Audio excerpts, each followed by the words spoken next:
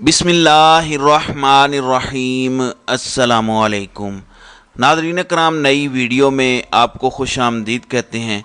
ज़ाहिर है इस वक्त ख़बरें तो यही चल रही हैं कि पाकिस्तान तहरीक इंसाफ की गिरफ़्तारियाँ, तहरीक इंसाफ को लोग छोड़ रहे हैं और एक नई पार्टी बन चुकी है। फिर इसमें एक नया एपिसोड शुरू हुआ।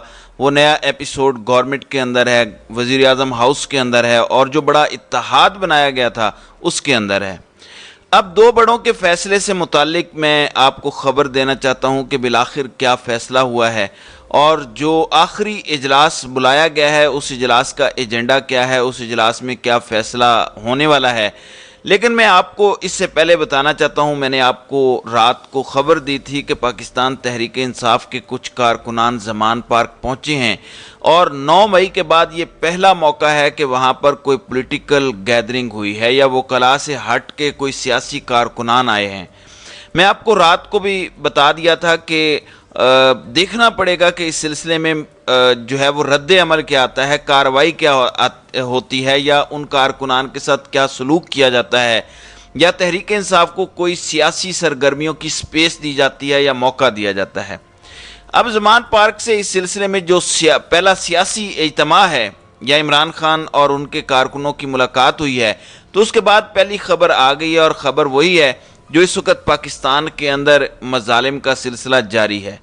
ख़बर यह है कि पाकिस्तान तहरीक इंसाफ के चेयरमैन इमरान खान से जो कारकुनान मिलने आए थे उनमें से 27 ऐसे लोग हैं जिनके मुतालिक बताया जा रहा है कि उनको लाहौर पुलिस ने गिरफ्तार कर लिया है। ना सिर्फ गिरफ्तार किया है बल्कि उन्हें नामालूम मकाम पर मुंतकिल कर दिया है।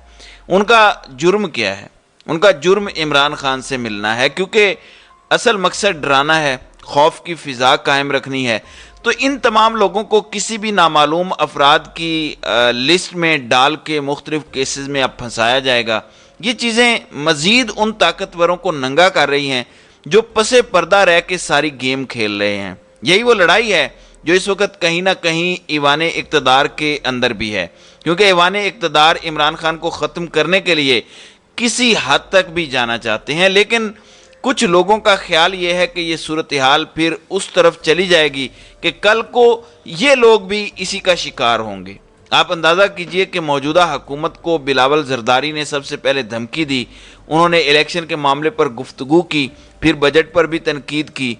मुस्लिम लीग नून ने भी इस पर रिएक्शन दिया और कहा कि हम भी इलेक्शंस चाहते हैं लेकिन हम कराची वाले इलेक्शंस नहीं चाहते। उसके बाद आज वाज़ेह तौर पर सिंध हुकूमत की जानिब से कह दिया गया कि इस बजट में सिंध स्कीम नहीं रखी गई तो हम हुकूमत के साथ नहीं चल सकते, और ये मुराद अली शाह ने कहा है। उनके मुताबिक मौजूदा बजट में सिंध के साथ इंसाफ नहीं किया गया, इसलिए हम आगे नहीं चलेंगे।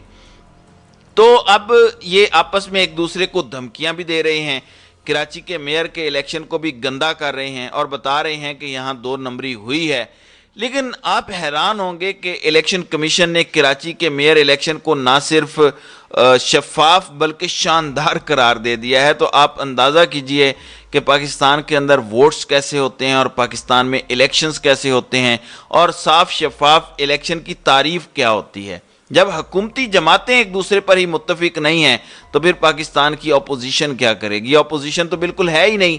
पाकिस्तान में सिर्फ और सिर्फ हुकूमत है जो कि जमहूरियत के बुनियादी उसूलों के ख़िलाफ़ है। अब मरीम नवाज़ ने कहा था कि जल्द इलेक्शन होने वाले हैं, उम्मीद है अक्टूबर में इलेक्शंस हो जाएंगे।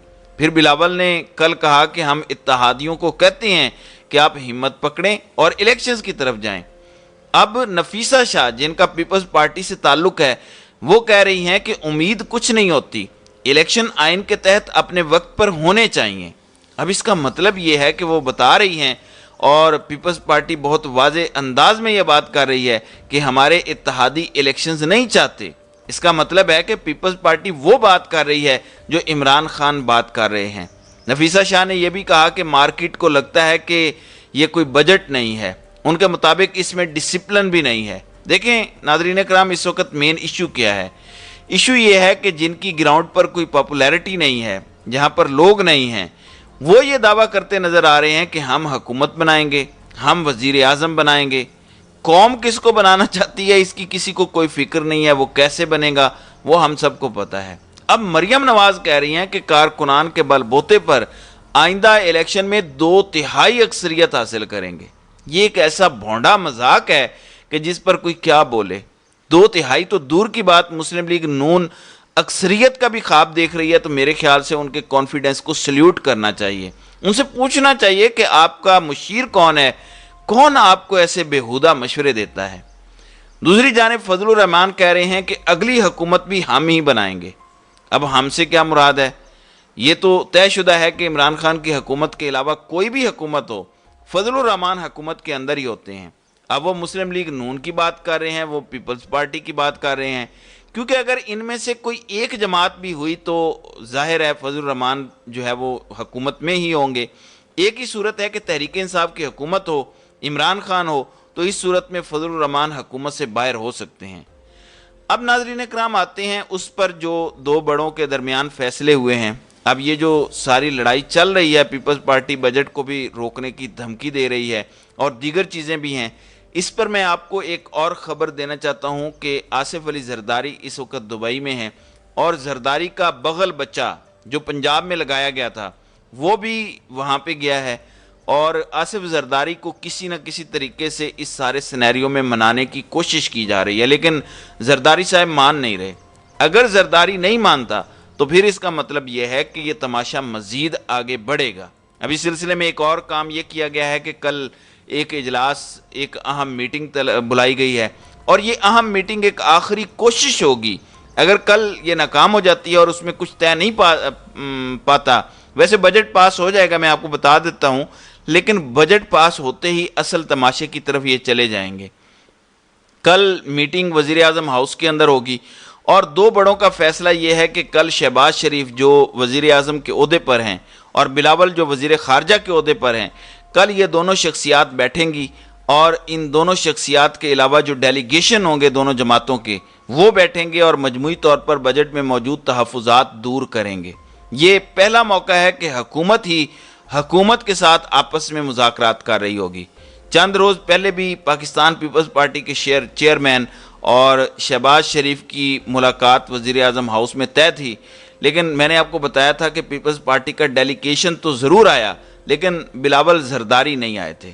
اب کل دوبارہ ان کی میٹنگ کال کی گئی ہے، لیکن سوال یہ پیدا ہوتا ہے کہ کل جو میٹنگ ہوگی اس میٹنگ کے اندر یہ کیا طے کرتے ہیں، یا پھر کوئی نشست ہوگی اور وہ بیٹھ کر چلے جائیں گے۔ دیکھیں اس وقت پرابلم کیا ہے ناظرین اکرام، پاکستان میں اس وقت 38% مہنگائی ہو چکی ہے، اور بتایا گیا ہے کہ اس مہنگائی کے ساتھ پاکستان دنیا کا 6واں مہنگا ترین ملک بن گیا ہے۔ یہ صرف مہنگائی کی بات ہے۔ ابھی اس کے ساتھ اگر آپ یہ نکالیں گے کہ پاکستان میں لوگوں کی انکم کتنی ہے، لوگ کہاں پر کھڑے ہیں، تو آپ کو اس بات کا اندازہ ہوگا کہ صورتحال در حقیقت ہے کیا۔ اب یونان میں ایک واقعہ پیش آیا جہاں پر کشتی الٹی، جس میں بہت سارے پاکستانیوں کی جان چلی گئی۔ یہ پنجاب کے مختلف علاقوں سے تعلق رکھتے تھے، بالخصوص منڈی بہاؤدین، سیالکوٹ اور گجرات سے ان کا تعلق تھا۔ آپ اندازہ کیجئے کہ یونان میں تو سوگ منایا جا رہا ہے، ان کی حکومت پریشان ہے، لیکن ہماری حکومت کا اس پر انتہائی نان سیریس قسم کا رویہ ہے۔ بھلا کیوں؟ اس لیے کہ جب لوگ پوچھیں گے کہ یہ غیر قانونی طریقے سے لوگ باہر سے کیوں آئے، ظاہر ہے اتنی بے یقینی کی صورتحال ہے، بے روزگاری ہے، تو حکومت کو اس پر بھی جواب دینا پڑے گا۔ پھر اپنی ناکامی کو چھپانے کے لیے اس پر میڈیا مینجمنٹ کی جا رہی ہے، اخبارات کے ذریعے، ٹی وی چینلز کے ذریعے، تو ان کے ذریعے یہ ہائپ کریٹ کرنے کی کوشش کرتے ہیں، لیکن اب یہ ہائپ کا زمانہ نہیں ہے۔ لوگ بہت سمجھدار ہیں، وہ خود فیصلے کرتے ہیں، ان کے پاس سوشل میڈیا بھی ہے، پھر انفارمیشن فلو اتنا زیادہ ہے کہ ان کو ضرورت نہیں ہے کہ کوئی ان کو بتائے۔ ایون اس پر اتنے ویلاگز یا انالیسز بھی سننے کی ضرورت نہیں ہے۔ آپ بس جب مارکیٹ جاتے ہیں، گلوسری یا دیگر سودا سلب خریدتے ہیں، تو آپ کی جیب آپ کو جو عقل اور شعور دیتی ہے، اس سے فوراً پتہ چل جاتا ہے کہ حکومت کر کیا رہی ہے۔ میرے خیال سے اس کے لیے عمران خان کو بھی کمپین کرنے کی ضرورت نہیں پڑتی۔ تو ناظرین کرام، آپ کی اس ویڈیو کے حوالے سے کیا رائے ہے؟ آپ اپنی رائے کا اظہار کامنٹ سیکشن میں ضرور کیجیے گا۔